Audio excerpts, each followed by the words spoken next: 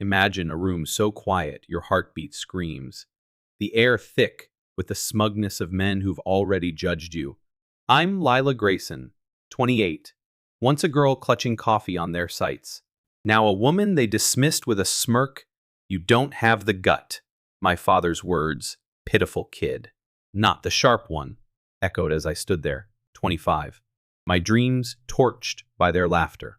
But beneath that crushing weight, something snapped a dark resolve to rise unseen, to make them choke on their own scorn. Hey Reddit, grab a seat, because I've got a tale that's been clawing at my insides for years, and it's finally time to let it loose.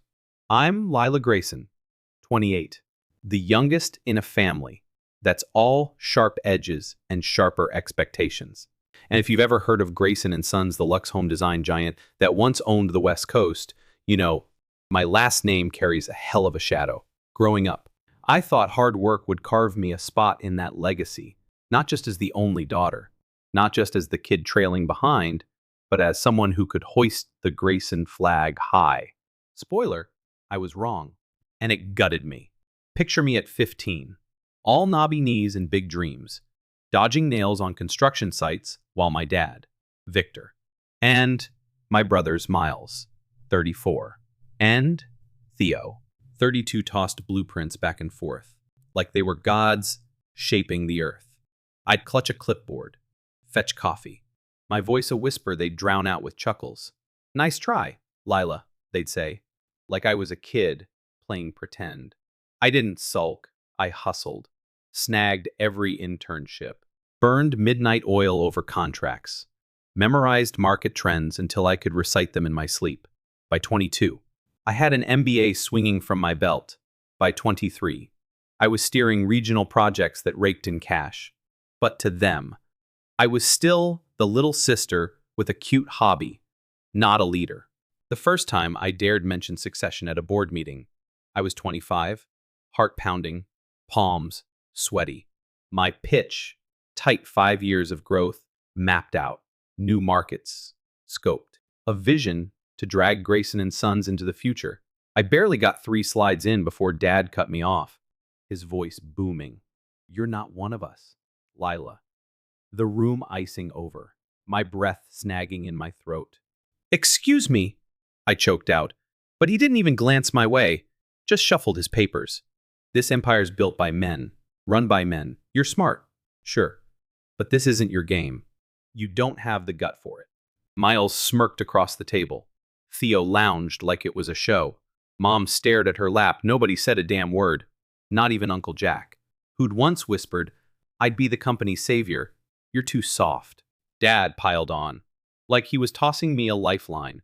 You care about feelings, not deals. That's not leadership. That's fluff. My chest burned. My carefully crafted plan, weeks of sleepless nights, shrinking to ash under their smug grins. I swallowed the lump in my throat, nodded, got it, and sat there, a ghost in my own skin. Later, alone in the office I ran but didn't own, Dad strolled in, casual as hell. Your brothers aren't perfect, but they get the Grayson name. You're a dreamer, Lila. I laughed, bitter and raw. You mean I've got vision? His eyes narrowed. I mean, you think ideas are power, pitiful kid. You're not the sharp one. You just grind harder to fake it. That hit like a sledgehammer, pitiful kid. Not the sharp one words that branded themselves into my brain. He walked out, leaving me staring at my reflection in a dead laptop screen. The dim office swallowing me whole. I didn't cry. Not yet. Something else clicked instead, a cold, fierce clarity. If they wouldn't give me a chair at their table, I'd build my own damn kingdom. One so blinding, they'd choke on their dismissal. That night, I decided I was done begging, done proving. I'd walk away and craft something unstoppable, something mine. All right, Reddit. Welcome back to my slow burn meltdown part 2 of how I, Lila Grayson, 28, went from a family punchline to a phantom with a plan. Part 1 left me reeling, Dad's pitiful kid jab still echoing in my skull, his smug exit from my office, lighting a fire I didn't know I had. I was done swallowing their crap, done clawing for a seat they'd never offer. but walking away. That wasn't enough. I needed to prove them wrong. And oh, I was about to get reckless with it. After that boardroom gut punch, I could have bolted, could have packed my bags and ghosted the Grayson name right then. But hope's a stubborn little beast. Right, I thought. One more shot. Lila. Blow their minds. Make them see you. So, I dove in harder than ever, locked myself in my apartment for weeks, fueled by rage and cheap coffee, crafting a proposal that dragged Grayson and Sons into the future. Eco-Lux smart homes, sustainable, tech-savvy. A niche nobody on the West Coast had nailed yet. I crunched trends, mapped demographics, mocked up logos, built a damn brand story hell. I even tapped my MBA crew for feedback, every detail razor sharp. A vision so tight, it could have been our golden ticket. I booked a presentation room at HQ, sent invites to the execs, my hands shaking as I clicked through slides, my voice steady despite the sweat pooling at my neck. I laid it all out: projections, budgets, a campaign that screamed innovation. And when I finished, the silence was deafening. Nobody met my eyes. Not a flicker of interest. Dad smirked, that tight-lipped sneer he saved for fools. Are you done? I nodded, throat dry. He sighed, turned to Miles. Tell your sister why this tank us in a year. Miles leaned back, grinning. Lila, no offense, but this isn't some grad school fantasy. Smart homes, green building. What are we pitching to tech billionaires? The room snickered. A quiet chorus of knives in my gut. It's not a joke. I snapped, heart hammering. The numbers lie. Dad cut in. Instinct doesn't, and mine says this is your ego trip, not a plan. You want to play boss. Do it somewhere else. Not in my company. You're not one of us. Never were. That phrase, again, not one of us, like a branding iron searing my soul. Theo piped up as I grabbed my stuff. Hey, if it flops. I hear curtain pickings hiring. Cue more laughter. A final twist of the blade. I didn't argue, didn't beg, just walked out. Their chuckles chasing me down the hall. That night, alone, I broke tears, fury. Years of being dismissed crashing over me like a tidal wave. I wanted to scream, to torch their precious empire, but instead, I packed a suitcase. No note, no goodbye. Just me and my laptop slipping into the dawn. I landed in a city where Grayson meant zilch, a fresh slate, a tiny flat above a bakery. Cinnamon wafting up every morning like a promise. I was 26 then, broke, but burning, no family, no safety net. Just a blank screen and a gnawing need to build something they couldn't ignore. I named it Nova Designs, a faint star, overlooked but fierce. A middle finger to their son's obsession.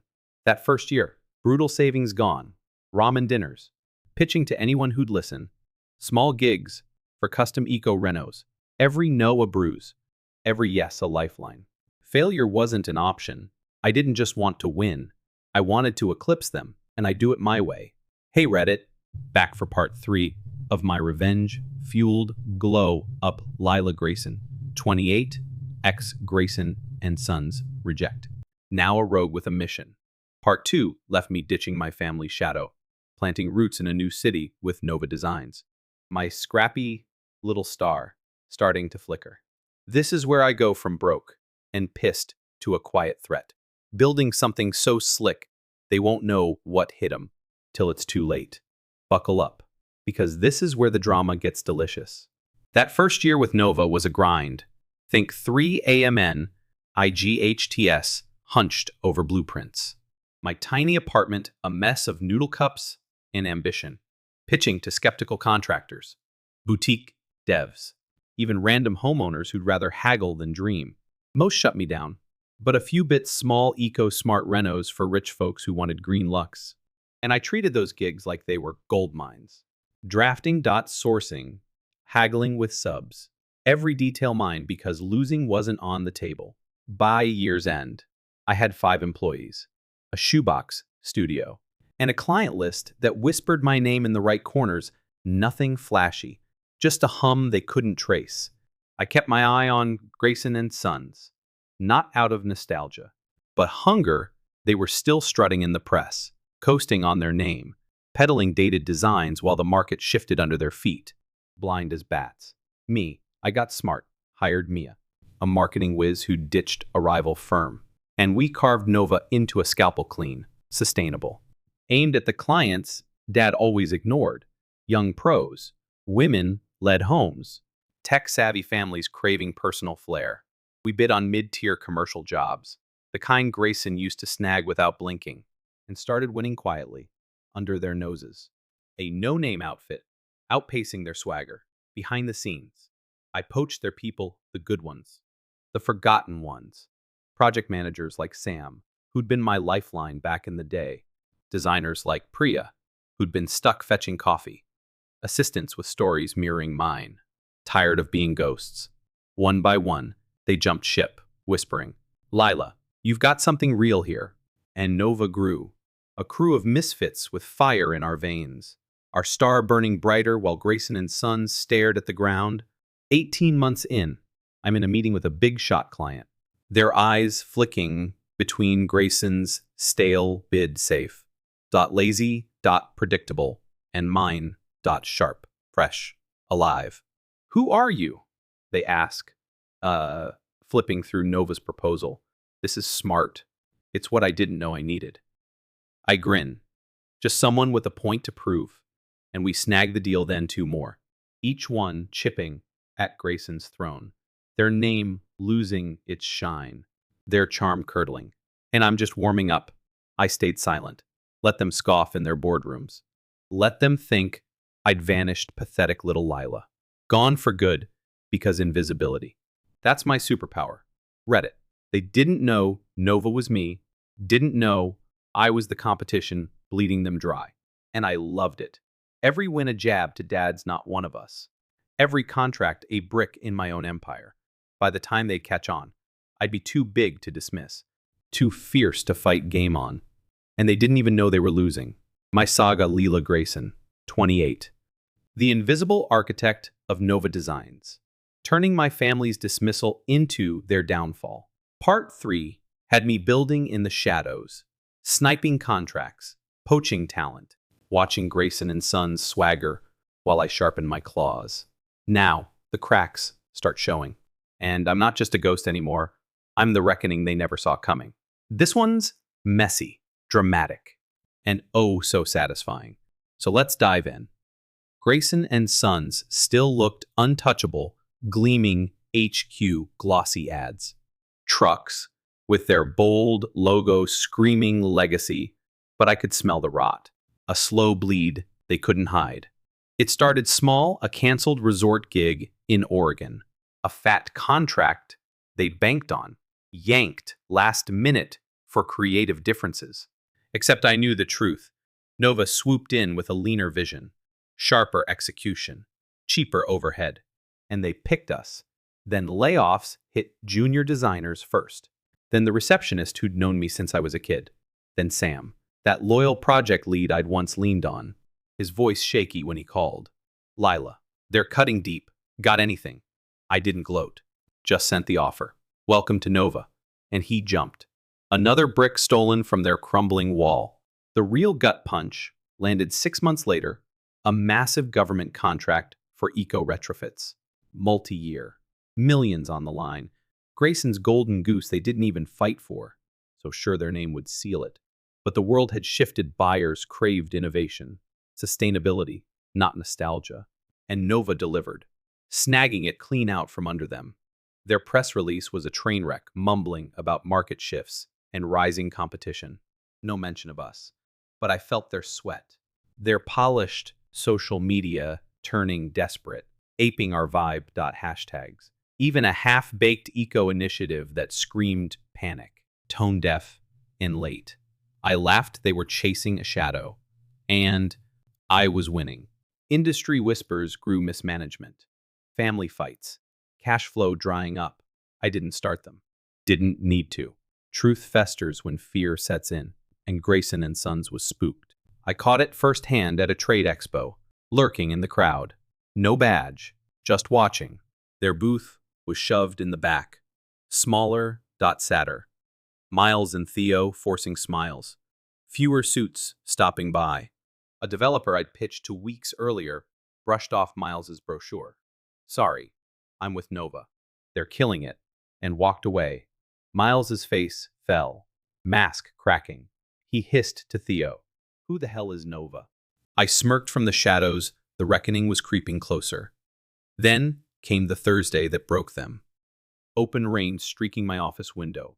Me buried in expansion plans when my assistant, Jess, burst in.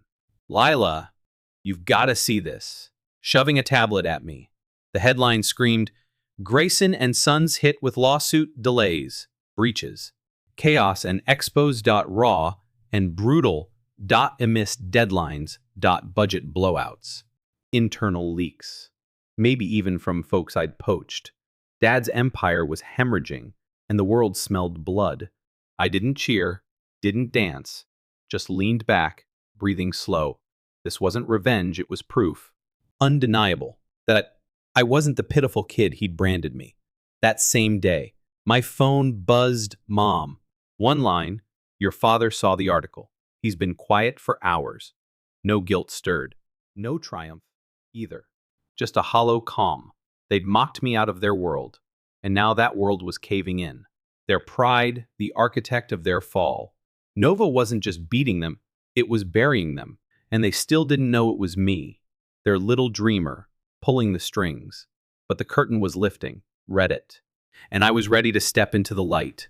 The big finish of my wild ride as Lila Grayson, 28, the cast-off daughter who turned Nova Designs into a dagger aimed at Grayson and Son's heart.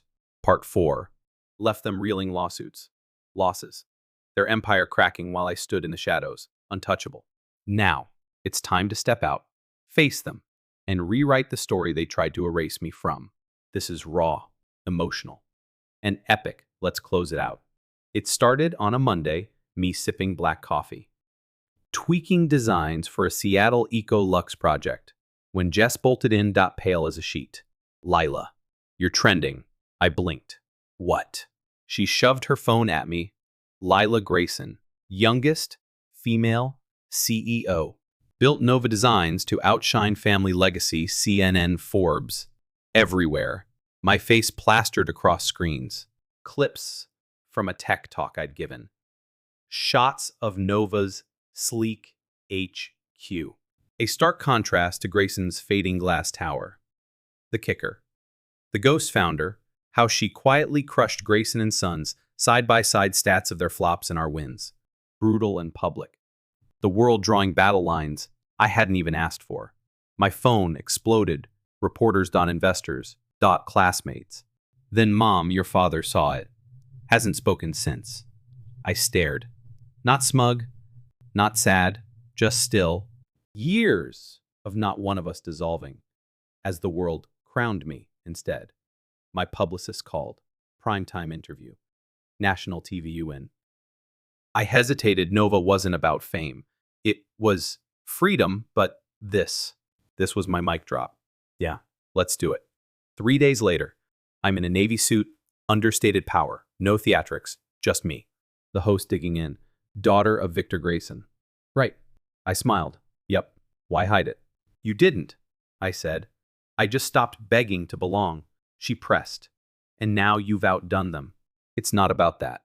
I lied, though we both knew it was. It's building what I believe in, giving others a shot. The audience roared, standing ovation. Website crashed. 300 plus inquiries. Stock spiked 12% overnight. Investors buzzing about global reach. The Grayson family chat, dead quiet. Until Miles texted. You used us. And I didn't reply. They'd used my silence to pretend. I was nothing. Now the world begged to differ. Then the reunion invite hit ivory envelope. Same old Grayson family annual. Like nothing had changed.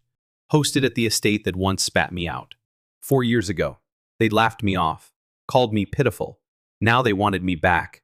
IRSVPD not for them, for me. Saturday, I rolled up in a black Rolls-Royce Ghost, ironic. Perfect gates, swinging wide.